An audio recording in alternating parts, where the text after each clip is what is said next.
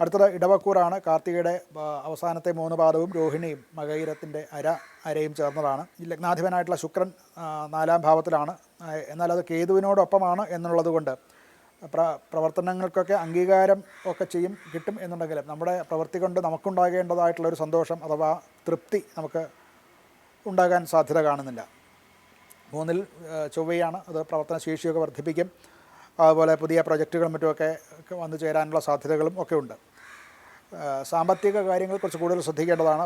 ബുധൻ വക്രത്തിലായതുകൊണ്ട് രേഖാപരമായിട്ടുള്ള കാര്യങ്ങൾ, accounting, IT, മറ്റ് വ്യാപാര രേഖകൾ, ബാങ്കിങ് മുതലായിട്ടുള്ള കാര്യങ്ങൾ, അത് എഴുത്തുകുത്തുകളിലും മറ്റുമൊക്കെ വളരെ ശ്രദ്ധിക്കേണ്ടതാണ്. അതുമൂലം ഉള്ള ചില പ്രശ്നങ്ങൾ നേരിടാൻ സാധ്യതയുണ്ട്.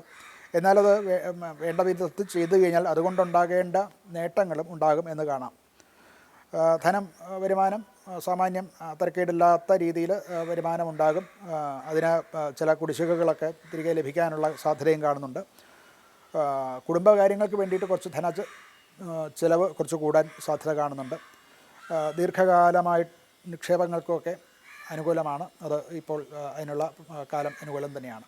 ആരോഗ്യ സംബന്ധമായിട്ട് മറ്റ് പ്രശ്നങ്ങളൊന്നും ഇല്ല എങ്കിലും ഈ തൊണ്ട, കഴുത്ത് മുതലായിട്ടുള്ള കാര്യങ്ങളൊക്കെ ശബ്ദ സംബന്ധമായിട്ടും ഒക്കെയുള്ള ചില തകരാറുകൾ വരാൻ സാധ്യതയുണ്ട്. അങ്ങനെ അതുകൊണ്ടുണ്ടാകുന്ന ക്ഷീണവും ഒക്കെ ഉണ്ടാകും. വേണ്ടത്ര വിശ്രമവും നിർജ്ജലീകരണം എന്നിവ ഉണ്ടാകാൻ സാധ്യതയുണ്ട്. അതൊക്കെ കൂടുതൽ ശ്രദ്ധിക്കേണ്ടതാണ്. കുടുംബപരമായിട്ട് നല്ല സഹകരണമായിരിക്കും. മറ്റ് സഹോദരന്മാരുമായിട്ടും കുടുംബത്തിലുള്ളവരുമായിട്ടും ഒക്കെ സഹകരണത്തോടെ വർത്തിക്കാൻ സാധിക്കും. സാമ്പത്തികമായിട്ടുള്ള ചില പദ്ധതികളൊക്കെ ആലോചിക്കാനും സാധ്യത കാണുന്നുണ്ട്. മക്കളുടെ പഠനവുമായിട്ട് ബന്ധപ്പെട്ട ചില നേട്ടങ്ങളൊക്കെ ഉണ്ടാകും. അങ്ങനെയുള്ള വാർത്തകൾ കേൾക്കാൻ സാധ്യതയുണ്ട്.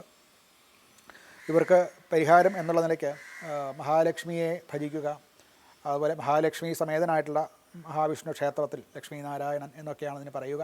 അങ്ങനെയുള്ള ക്ഷേത്ര ദർശനങ്ങളൊക്കെ നടത്തുന്നതും, പശുവിന് തീറ്റ കൊടുക്കുക, അതിന് പച്ചപ്പുല്ല് കൊടുക്കുക മുതലായിട്ടുള്ള കാര്യങ്ങൾ, അതുപോലെ വസ്ത്രദാനം, വെളുത്ത വസ്ത്രം ദാനം ചെയ്യുക, ഇതൊക്കെയും അനുകൂലമായിട്ടുള്ള ഫലം ഉണ്ടാകാൻ നല്ലതാണ്.